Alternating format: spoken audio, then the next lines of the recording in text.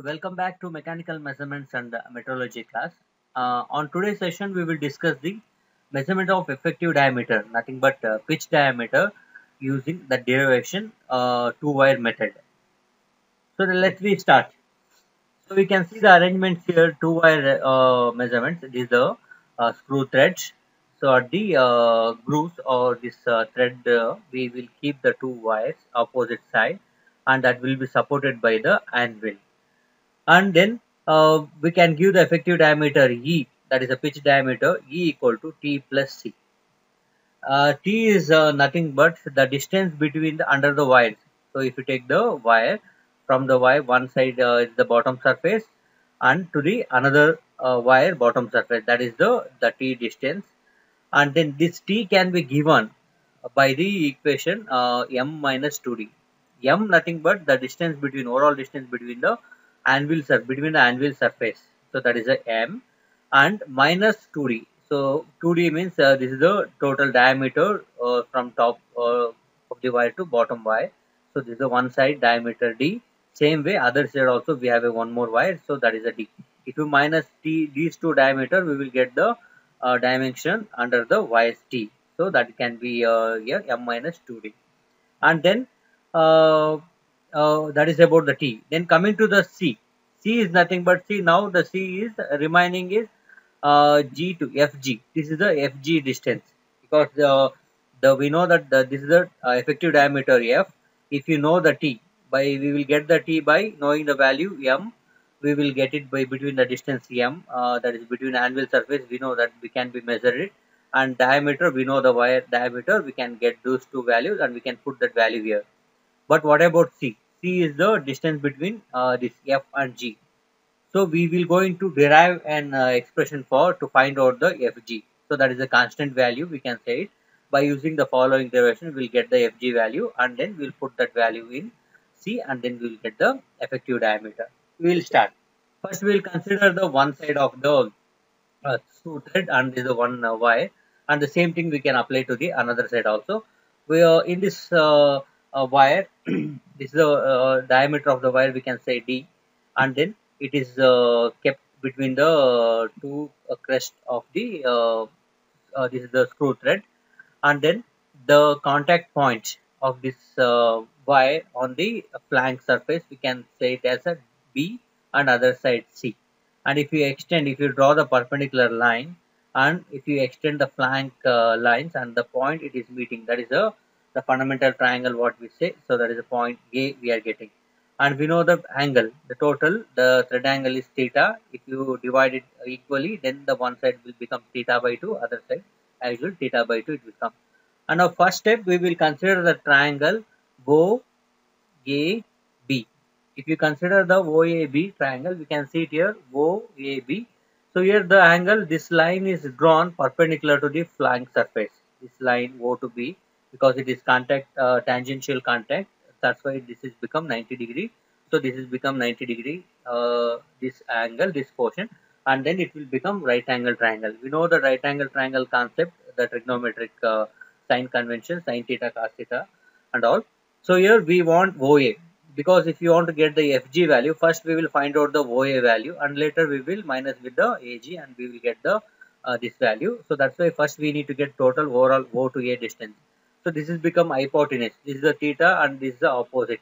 We know that sin theta is equal to opposite by hypotenuse, but we want hypotenuse, so that's why it become inverse of that cosecant theta. So that's why cosecant theta equal to hypotenuse by opposite. So then we can get the equation OA, because bottom the opposite we can send it to the other side. So then it become OA equal to OB cosecant theta by 2. And next we know that OB. So OB, this is the total diameter. This is the radius. So that's why we can give it by D by 2. So that's why we can simplify, in the place of OB we can write D by 2 cosecant theta by 2. And next, so we can write down, now I said that first we will get the OA, and then we will get FG value.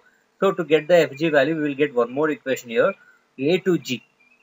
Now because we don't know the A to G first we will find out, then we will minus the AF, then we will get the FG value. So that's why first we will find out the AG value. You can write down AG equal to total OA. So this is the OA minus OG, because OG is become again the radius. So we know the two values. Here age is the only unknown. OA is total distance we already found out by this triangle, and OG value is become nothing but d by 2 because it is the radius. So then we will put this value OA value here d by 2 cosecant theta minus 1 if you take the common, because here we know the OG value d by 2. So here d by 2 become common in this equation, and then we will take the d by 2 outside, then cosecant theta by 2 minus 1. It will become simplified equation. Directly we can write it here, and then after that next equation will go. Then we will consider the triangle AFD. We will consider AFD in this triangle. So this is the 90-degree because is a line. The line is drawn over the pitch line. This is called as pitch line. This line is drawn along the pitch line. So then it will become right angle triangle. We can see this AFD. So this is become right angle triangle. This is hypotenuse, then opposite adjacent. Now we want AF value. So that's why AF value we know that tan theta equal to opposite by adjacent. But we want adjacent but this side. So that's why it will come. We can write as cot theta. So we can write it directly. AF equal to DF will be go opposite side, then cot theta by 2, because this is the theta by 2 is we know that this is a total thread angle theta means it is become theta by 2. And next DF value. So we know that DF value we can write it here next. If the wire is contact touches the flank exactly at effective diameter, we can note down. So pitch, the distance between the threads will be equal distance between the flanks along the pitch line. Along the pitch line, the distance is equal.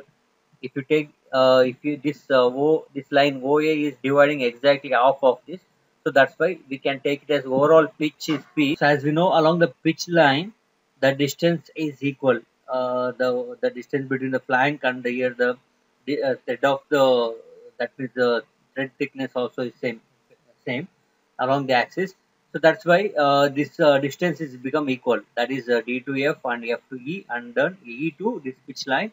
Here also it is equal. So that's why this will become 4 parts. So total pitch, it will become, each part will become P by 4. So that's why we can write down DF as P by 4. And next, that's why this equation in that DF we written is the P by 4. And now we will, as we see in this triangle here, we want Fg value. So we can write down the equation Fg equal to AF minus Ag, because AF value we got it from here, and Ag value we already derived from the previous steps. And now finally we get the Fg, that is the constant C we can get by this equation. AF value we will put it here, and Ag value from the previous step we will write it down. Then it will become P by 4 cot theta by 2 minus Ag value D by 2 cosecant theta by 2 minus 1. And next, as we know, this is a one side of the thread we taken, that is and other side also we have one more Y. So that why the same Fg value will become twice, because one side and two wire method we are using, one more side, bottom side one more Fg will come. So that's why we can write down 2 into Fg. And then if you multiply this equation with the 2, then this will be simplifies to, the 2 will get cancelled here, P by 2 will become this side, and here D by 2 will go to become D. So after that the equation will simplify to P by 2 cot theta by 2 minus D. Instead of here the 2 multiplied here cancelled, and it will become D, and then cosecant theta minus 1. This is the final expression for constant C.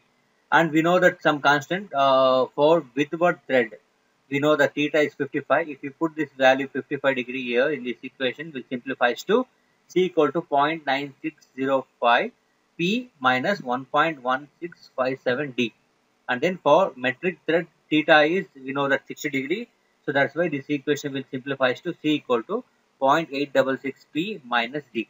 So like this we got the equation C. Then after getting the pitch and the suitable the diameter of the wire what we use, if you know these two value, and we can find out the effective diameter by putting this value in first equation E equal to that is T plus C what we have, that equation. If you put that value in that equation, and finally we will get the effective diameter.